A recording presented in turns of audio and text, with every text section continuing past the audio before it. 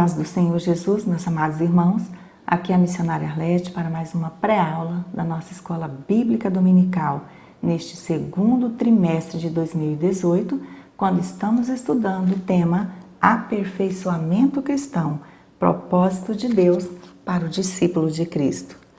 Hoje comentaremos a lição de número 5, que traz como título A Responsabilidade de Cuidar uns dos Outros. Antes de iniciarmos esta pré-aula, vamos buscar a presença daquele que é o professor por excelência para nos ajudar neste momento. Senhor, nosso Deus, nosso Pai, neste momento nós te louvamos e agradecemos por mais esse dia e por mais esta oportunidade de estudarmos a Tua Palavra. Senhor, dá-nos graça, coragem, sabedoria para que possamos ensinar conforme a Tua Palavra. Senhor, que possamos alcançar a unidade no corpo de Cristo. Nos abençoe neste momento em nome de Jesus. Amém. Eu quero aqui agradecer de coração a cada um de vocês que se inscreveram em nosso canal, que já fizeram o seu comentário, deixaram ali o seu like. Muito obrigada. Continue conosco, ative o sininho para que seja avisado das próximas postagens.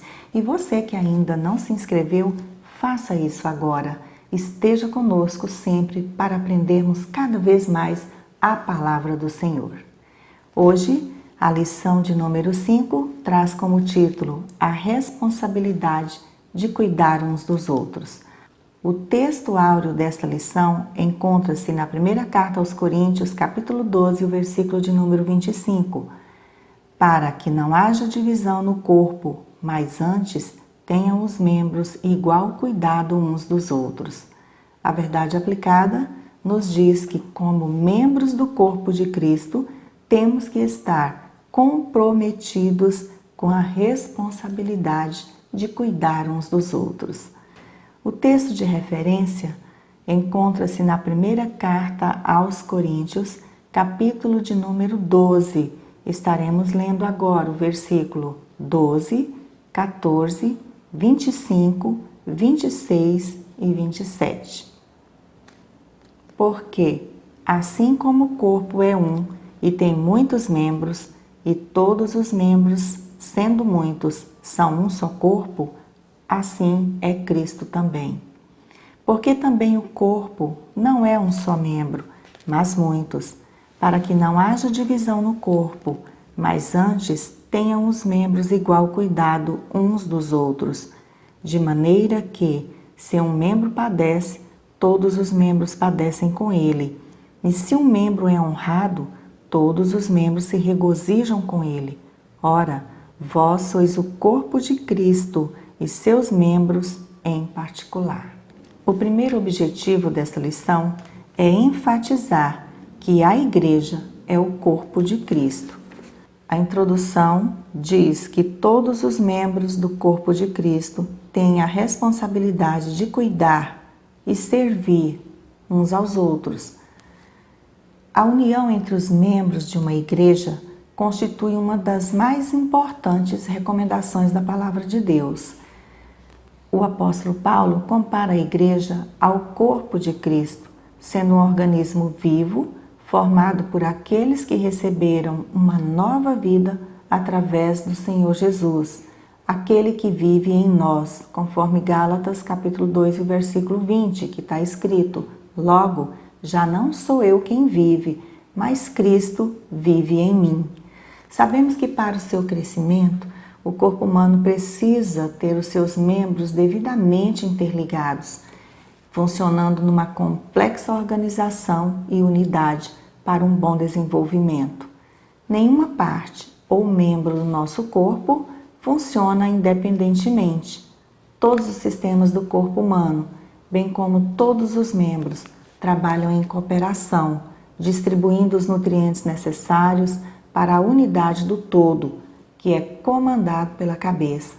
Na igreja, como membros do corpo de Cristo, precisamos uns dos outros e por isso se torna tão necessário aprendermos a servir e cuidar dos nossos irmãos. pela ajuda mútua, através dos nossos dons naturais e espirituais, através das orações, do aconselhamento, em amor e santidade ao Senhor. Tópico 1. A Igreja como um corpo. Foi Deus quem colocou todos os membros no corpo, distribuídos com lógica e coerência, e todos eles são necessários. O Senhor nos formou fisicamente de maneira que não haja divisão no corpo e para que os membros tenham cuidado uns para com os outros. A unidade do corpo dada por Deus é perfeita e exemplifica a vontade de Deus para com a sua igreja. Unidade. Que todos estejam interligados uns aos outros e governados pelo Senhor Jesus, que ao fundar a sua igreja se colocou como rocha, conforme Mateus 16:18 e Atos 4:11, e como cabeça do corpo da igreja. Colossenses 1:18 nos diz: também ele é a cabeça do corpo, da igreja. É o princípio, o primogênito dentre os mortos, para que em tudo tenha a preeminência. Entendemos então que temos a direção do Senhor Jesus como cabeça viva da igreja e nós como membros de sua igreja. Somos então suas mãos, olhos, ouvidos, boca para fazer a sua obra aqui na terra. No capítulo 12 da primeira epístola aos Coríntios, Paulo desenvolveu a analogia do corpo para ensinar a respeito do nosso relacionamento uns com os outros.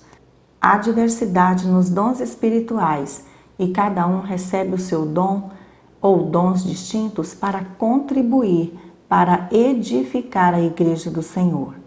Paulo percebeu que o individualismo havia adentrado a igreja de Corinto.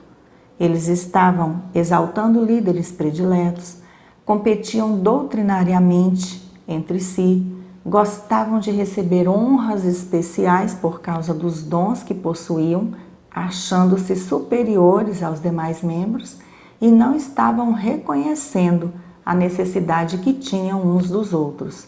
Infelizmente, isso também acontece hoje em muitas igrejas.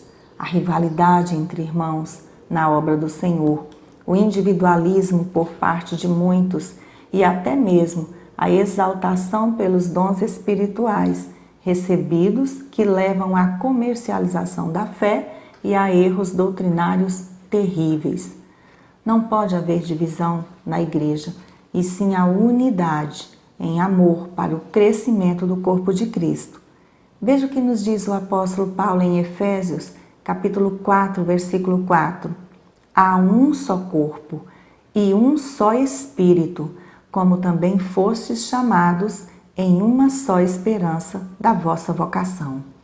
É necessário entendermos que todos os membros da igreja são importantes e necessários. Sabemos que na cabeça está todo o sistema nervoso que faz funcionar o corpo. Assim como em Cristo está tudo o que precisamos para direcionar o perfeito funcionamento da sua igreja, a conectividade diária dos discípulos de Cristo. Subtópico 1.1. A utilização do termo em sentido figurado. A utilização figurada do corpo é perfeita para ensinar os cristãos o que é ter unidade na diversidade. O corpo humano possui membros com características e funcionalidades diferentes, assim como as pessoas que formam a Igreja de Deus são diferentes entre si em suas capacidades, personalidades, em suas habilidades, formações, níveis de maturidade espiritual e várias outras situações. De nada vai adiantar você ficar chateado com o seu irmão, querendo que seja como você, que pense e haja como você, porque ele é diferente. Pode não saber tudo o que você sabe, mas com certeza tem experiência de vida e experiência com Deus que lhe conferem habilidades e conhecimento que você pode não ter. Essa diversidade longe de atrapalhar a obra do Senhor, é necessária para a complementação dos trabalhos. Cada um servindo a Deus com seus dons, com seus talentos e todos unidos pela fé comum e amor em Cristo. Em Romanos capítulo 12, versículo 4 e 5, lemos: pois assim como em um corpo temos muitos membros, e nem todos os membros têm a mesma função, assim nós, embora muitos, somos um só corpo em Cristo e individualmente uns dos outros. Além de mostrar a existência da unidade na diversidade de cada crente em Jesus, a ilustração do corpo humano ensina também que precisamos cuidar uns dos outros, conforme a primeira epístola aos Coríntios, capítulo 12 e o versículo 25. Subtópico 1.2 Igreja, Corpo de Cristo. Neste subtópico, o autor cita vários textos bíblicos que metaforicamente identificam a igreja como corpo de Cristo. Está escrito em nossa revista que a união com Cristo se dá pelo novo nascimento, quando, através do Espírito Santo, somos imersos no corpo de Cristo. É de extrema profundidade o sentido dado por Jesus sobre a sua união com a igreja. Cristo, sendo cabeça do corpo, que é a igreja, foi exaltado e ascendeu ao céu. É o agente ativo que põe um novo membro do corpo na esfera do Espírito Santo, para que ele seja cuidado e protegido. Ninguém deve considerar-se superior aos outros, porque todos entraram na igreja de Cristo da mesma forma, pela fé em Jesus, como está escrito em Gálatas 3, 26 a 28, pois todos sois filhos de Deus pela fé em Cristo Jesus. Porque todos quantos fostes batizados em Cristo, vos revestistes de Cristo. Não há judeu nem grego, não há escravo nem livre, não há homem nem mulher, porque todos vós sois um em Cristo Jesus. Subtópico 1.3 Os discípulos de Cristo como membros do corpo. Nós cristãos temos que ser conscientes da nossa dependência e necessidade uns dos outros. Na verdade, devemos ser tão interligados que os cuidados com outras pessoas são os nossos mesmos. Choramos com os que choram, quando ajudamos o que está caído a se levantar, quando ajudamos alguém a crescer no seu ministério, quando procuramos amenizar o sofrimento do outro, quer seja por ajuda financeira, material, emocional ou espiritual, e nos alegramos com os que se alegram, quando conseguimos nos regozijar pelo nosso irmão que é abençoado por Deus, prosperando em todos os seus caminhos, sem inveja, sem ciúme e nem contenda, entendendo que todos caminham para o mesmo alvo, lutam pelo mesmo objetivo. Vejamos o que nos diz o comentarista na revista do professor. Cada um pertence ao corpo, portanto, nenhum é o todo e nenhum é excluído, pois cada um tem a sua função visando o cuidado uns dos outros e o aumento do corpo. O segundo objetivo desta lição é ressaltar o dever de cada discípulo de Cristo. Tópico 2. O dever de cada discípulo de Cristo. Está escrito aqui na nossa revista que é interessante lembrar da pergunta que Deus fez para Caim. Onde está Abel, teu irmão? E da resposta de Caim. Não sei. Sou eu o guardador do meu irmão? O pecado afetou o relacionamento do homem com Deus e, consequentemente, o relacionamento com o próximo. Subtópico 2.1 Tendências que diminuem a importância do cuidado mútuo. Dentre as várias tendências que têm influenciado na diminuição do cuidado que temos hoje na Igreja do Senhor uns com os outros, o pastor Marcos Santana destaca neste subtópico o ativismo. Uma das características da sociedade moderna é o ativismo. muitos têm dedicado suas vidas ao trabalho secular exaustivo, sacrificam o tempo para a família e para a igreja em busca de bens materiais, de status e poder. Para conseguir riquezas e fama, acabam negligenciando os valores mais caros da moralidade e ética cristã. Na verdade, procuram fazer tudo ao mesmo tempo. Encontramos até mesmo dentro das igrejas o considerado ativismo religioso, onde as pessoas se dedicam exageradamente a várias coisas ao mesmo tempo, associando os trabalhos dos departamentos como lideranças, organização de eventos, ensaios e outros, priorizando o ser visto de qualquer maneira e, no entanto, sem demonstrar junto à sua família e sociedade sua transformação de vida, de caráter, de mente, conforme o que nos ensina Jesus, dando mau testemunho para os de fora. Demonstram atividade, mas não demonstram a essência de Cristo em suas vidas. Isso torna a pessoa insensível à necessidade e sofrimento do outro, pois estão sempre sem tempo para ajudar, muitas vezes para simplesmente ouvir a angústia do irmão ou da irmã e levar uma palavra abençoadora para edificar a sua vida. Agindo assim como mero ativista, não há misericórdia, perdão e amor entre os membros de forma prática, mas sim vaidade, arrogância e disputas internas comprometendo a unidade da igreja.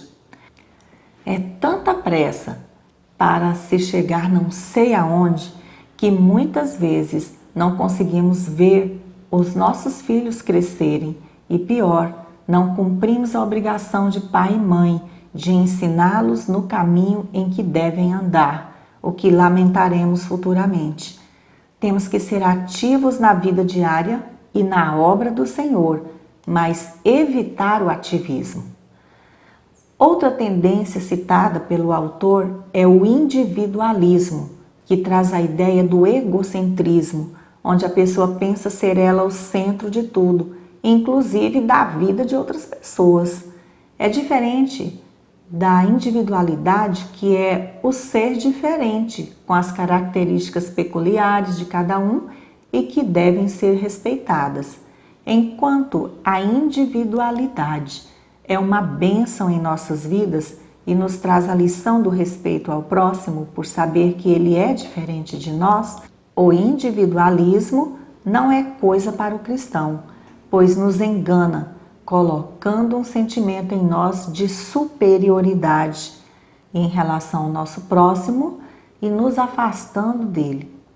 Temos que parar de olhar para o nosso próprio umbigo e nos relacionar melhor com os nossos irmãos em Cristo.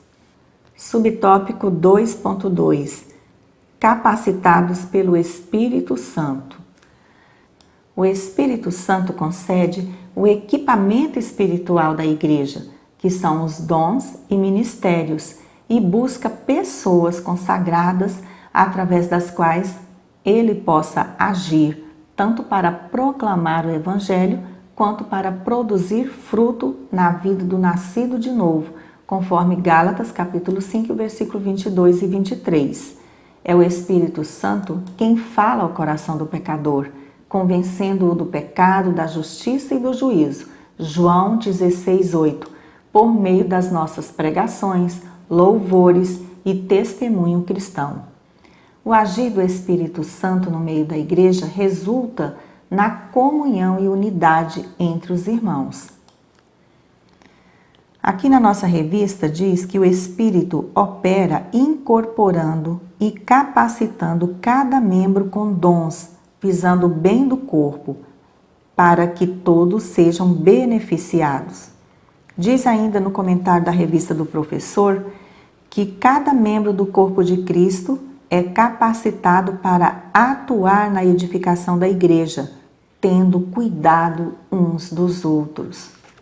Subtópico 2.3 Todos necessitam de cuidados. É interessante notar que na Igreja do Senhor não existe ninguém tão necessitado que não possa ajudar o próximo, quer seja na oração, no ouvir o outro, ao trazer uma palavra, dividir com quem tem menos ainda, etc. Por outro lado, não existe ninguém autossuficiente que não tenha algum tipo de carência, necessidade de compartilhar algo, que não passe por situações difíceis ou que saiba tudo.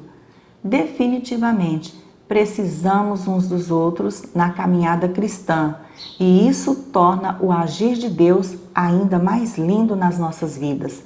Temos o conforto de recebermos o cuidado direto do nosso Pai Celestial e também da sua igreja. Pense nisso quando se sentir sozinho ou desamparado, e não deixe de congregar como é costume de alguns, por nada neste mundo. O terceiro objetivo desta lição é mostrar a necessidade do cuidado com o próximo. Tópico 3. Atentando às exortações bíblicas.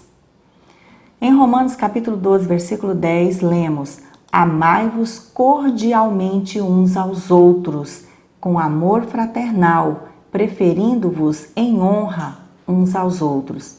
A maior prova da verdade da mensagem do Evangelho e da realidade do amor do Senhor Jesus é que os cristãos demonstrem amor uns pelos outros.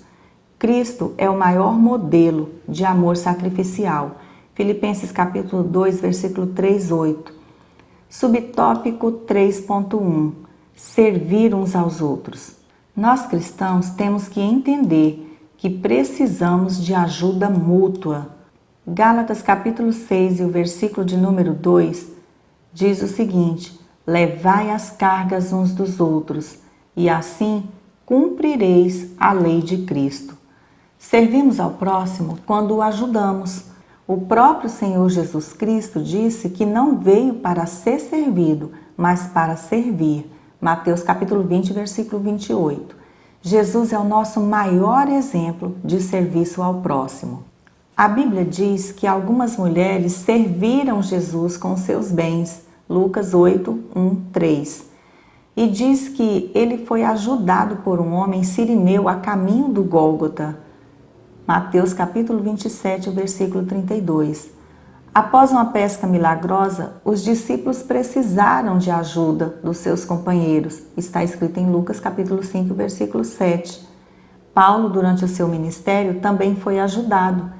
Segunda carta a Timóteo, capítulo 1, versículos 16 ao 18. A irmã Dorcas também servia aos irmãos necessitados com roupas que ela mesma fazia, assim como muitos outros exemplos na Bíblia Sagrada.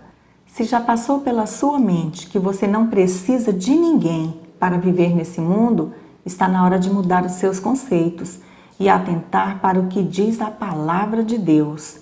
O amor fraternal é a marca do verdadeiro cristão e a característica daqueles que conhecem a Deus e vivem para servir. Professor, é interessante aqui você conversar com os alunos sobre a quantidade de vezes que precisamos uns dos outros durante o dia, ou mesmo durante a vida, desde o nascimento até a morte. É muito importante refletirmos sobre isso. Subtópico 3.2. Resultado de transformação. Os versículos 9 a 21 da Epístola aos Romanos, capítulo 12, citados neste subtópico, estão relacionados com o Sermão da Montanha. O apóstolo Paulo se baseou nos ensinos de Jesus e orientou os cristãos a praticarem o amor divino, o amor ágape, manifesta em suas vidas e a serviço do próximo. O amor cristão não é meramente emoção, mas sim ação. Aquele que vivenciou o processo do novo nascimento pela salvação encontrada em Jesus tem suas vidas transformadas e passa a abençoar as pessoas à sua volta. É comum vermos testemunhos de pessoas que antes de se tornarem cristãs eram infelizes, viviam em trevas espirituais praticando toda sorte de pecados e que agora são bênçãos para a igreja e para a sociedade. São homens e mulheres que experimentaram o verdadeiro perdão e misericórdia de Deus em suas vidas.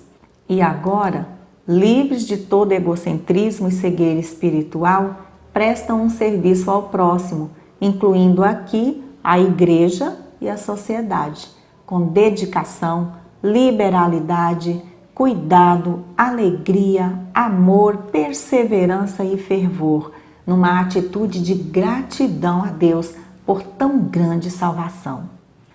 Tendo consciência de ser um dispenseiro de Deus, transformado pelo poder do Espírito Santo, Paulo se tornou em um agente transformador de vidas, testemunhando e anunciando todo o desígnio de Deus. Atos capítulo 20, versículo 27. Subtópico 3.3. Serviço como consequência de comunhão com Deus. Isso nos faz entender que a comunhão com Deus é imprescindível para o exercício de qualquer serviço prestado a Ele e à sua igreja. Se amarmos a Deus acima de tudo e obedecermos à sua palavra, teremos sabedoria e graça no exercício da mordomia cristã em todas as áreas da vida. É importante observarmos o princípio da vigilância e zelo para com a nossa vida espiritual, para que possamos ser fiéis despenseiros no reino de Deus no presente século. O comentarista diz aqui na revista do professor que é preciso lembrar que somos instrumentos de Deus. Diz ainda que nós temos que lembrar que cuidamos do outro quando também intercedemos por ele. Ou seja, meu amor a Deus e a seu Filho deve se expressar pelo amor e cuidado para com minha família e em cumprir minhas responsabilidades. Contudo, preciso sempre lembrar que o meu amor a Deus deve estar acima do meu amor ao próximo e até mesmo da própria vida. E para concluir, as diferenças não afetam o fato de que há uma unidade, mesmo na diversidade, pois unidade não significa uniformidade. Apesar de termos as nossas diferenças, somos um no amor do nosso Pai Celestial, com os dons e talentos a nós distribuídos conforme a vontade soberana do nosso Deus e a disposição do seu reino aqui na terra. Lembrando sempre o que o Senhor nos diz no Salmo 133, versículo 1. Ó, quão bom e quão suave é que os irmãos vivam em união. Dica valiosa. Professor, nessa lição, estimule os alunos a se preocuparem e cuidarem uns dos outros, a ajudar os membros da sua igreja a se sentirem parte do corpo, com oração, com aproximação real e ajuda mútua. Peça para cada um refletir sobre como pode ajudar o próximo e assim fazer a vontade de Deus para nós, seus filhos. Esta é uma lição muito rica. Dá para explorar muito sobre exemplos de pessoas dentro mesmo da nossa congregação que têm demonstrado essa liberalidade em ajudar o próximo, em cuidar um do outro. É importante ouvir a opinião, os testemunhos dos alunos quanto a isso. Na pré-aula, a gente resume muito, só que quando você estiver ministrando a sua aula, explore o dia a dia pertinente ao assunto estudado. Lembramos aqui aos irmãos que em nosso blog revistaebd.com disponibilizamos os slides de cada lição estudada, assim como os 3 hinos da semana e também comentários sobre a lição. Que Deus, em Cristo Jesus, continue te abençoando e abençoe a sua aula. Continue conosco nos ajudando nesta obra. Ore por nós e pelo nosso trabalho. Se você gostou desta pré-aula, deixe aqui o seu comentário, o seu like, pois isso é muito importante para nós. Se você gostou dessa pré-aula, inscreva-se em nosso canal. Deixe aqui o seu like e o seu comentário. Se já é inscrito, não se esqueça de ativar o sininho para ser avisado das nossas próximas postagens. Fique na graça e na paz do nosso Senhor e Salvador Jesus Cristo. E até a nossa próxima pré-aula, se Deus assim nos permitir.